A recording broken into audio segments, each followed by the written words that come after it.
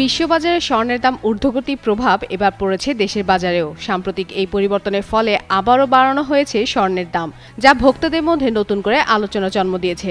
Bangladesh jewellery association BAJUS বুধবার সকালে এক বিবৃতিতে জানায়, ভরিতে ২,২১৬ টাকা বাড়িয়ে ২২ ক্যারেটের এক ভরি স্বর্ণের দাম নির্ধারণ করা হয়েছে ২,৫৫,১৯৩ টাকা। নতুন এই দাম একই দিন সকাল ১০টা থেকে কার্যকর হয়েছে। বাংলাদেশের প্রথম 5D AI ইনভার্টার যুক্ত সর্বোচ্চ বিদ্যুৎ সাশ্রয়ী যমুনা এয়ার কন্ডিশনার।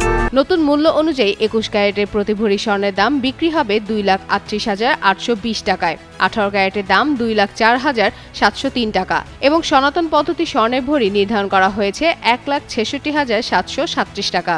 বাজুস জানিয়েছে, স্থানীয় বাজারের তেজাবি বা বিশুদ্ধ স্বর্ণের দাম বৃদ্ধি পাওয়ায় সার্বিক পরিস্থিতি বিবেচনায় এই সমন্বয় করা হয়েছে। চলতি বছর এখন পর্যন্ত ৫৫ বার স্বর্ণের দাম সমন্বয় করা হয়েছে।